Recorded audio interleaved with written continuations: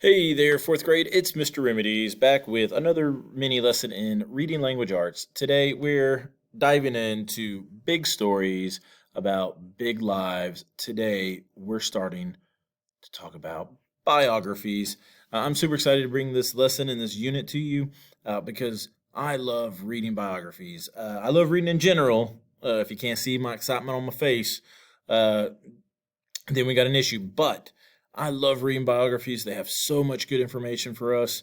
You're a little bit familiar with them from third and second grade, but let's jump in and really discover all the cool things about biographies. Our learning goal today is that we are learning what a biography is and some of the characteristics of the genre. Okay.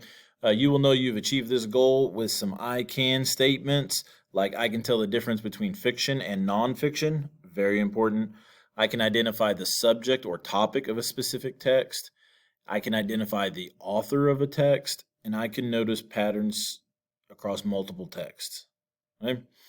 The first thing that we are going to do is we are going to come up with a solid definition of biography. Let's look at that now.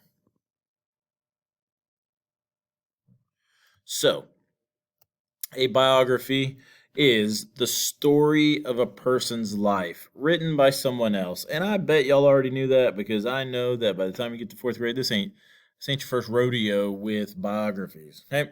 However, I want to amend this little definition. I'm not too crazy. I think it's missing something. I think it's solid, but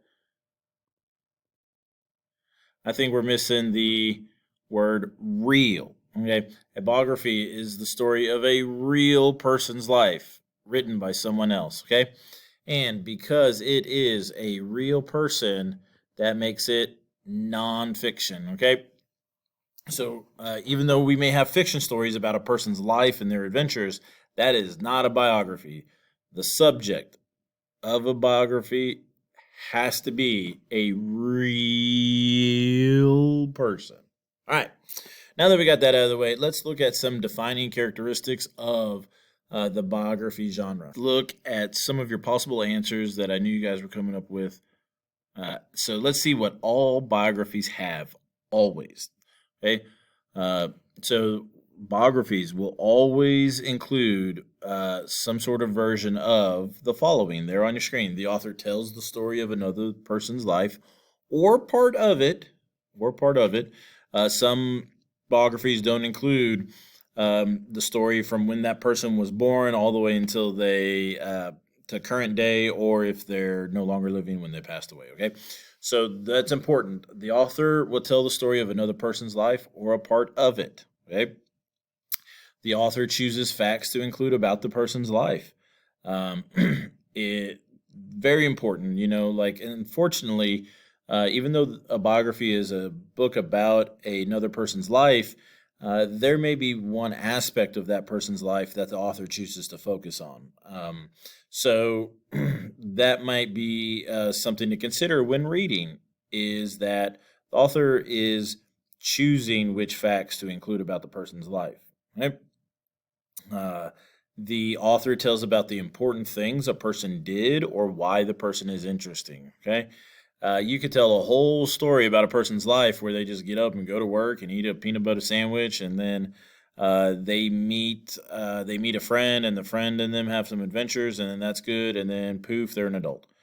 But that isn't really what biographies are all about, right? Now, you guys have read a couple biographies. Usually, uh, the story is about the subject of the story has something interesting, has led an interesting life, or has done something worth noting.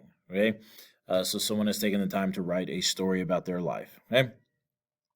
And our fourth and final requirement of all biographies is that the author will include the setting and people who influence the person's life. Okay. Um, People do not do great things by themselves. They always have some sort of person who influenced them, inspired them, or defied them and challenged them.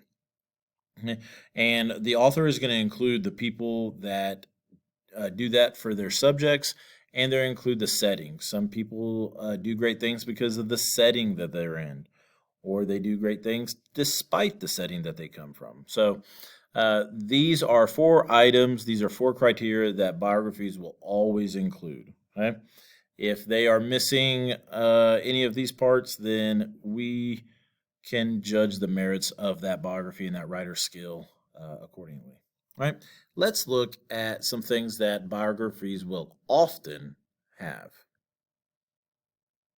So, biographies will often have any number of the following. Often, the author tells about the person's life in the order it happened, but not always. Okay? The author includes some imagined scenes, but they are based on facts. Okay? That often happens. Um, Especially if the author is talking anywhere about some of the dreams that the subject had, then maybe that is an imagined scene. Okay? But they're always based on facts. The author includes quotes by the person, the words the person said, the actual words the person said. That will often be included in the subject's biography. The author includes additional information at the end of the book. We've already seen that in our examples about additional information, especially when it came to the glorious flight. There was extra information in the back of it. Yep.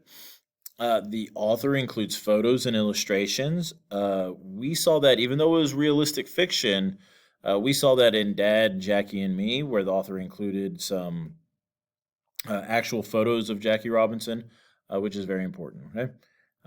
I always like looking at the photos and illustrations of real people, especially the actual photos, just to see what they genuinely look like. And biographies are often told like a story. Okay. So they could just be given a series of facts, like a list, but they're way more interesting when they're told in a story. At least I think so. Right. Let's move on to a review. Okay. So today we covered a lot of information very quickly. We learned that a biography is a story about a real person's life written by another person. The author always chooses what to include in the biography, like which facts, which time period of the subject's life, and the setting and people that influence the subject's life. But biographies often include extra information in the back, illustrations, quotes from the person, and are often told like a story. Boys and girls, you guys have been reading some biographies for quite a while now, and I can tell you what, reading biographies about real people is really one of my favorite genres. I love reading about how people actually impacted the world around them and how just amazing other people's lives are. Okay? Uh, when I was a young boy, I grew up in a not very cool environment, and reading biographies, gave me some inspiration. And so I hope they do the same for you. I hope that you get enjoyment and information out of them, and I hope you get a little motivation from them as well. Okay. We are going to dive even further into biographies for the next couple of lessons, and I'm really excited to take you on that journey. Okay. As always, I've been Mr. Remedies. Across Copper's Cove, you have been All Stars, and we will see you manana or later this afternoon. Whenever you're doing this assignment, you do you. All right, that's all for now, guys.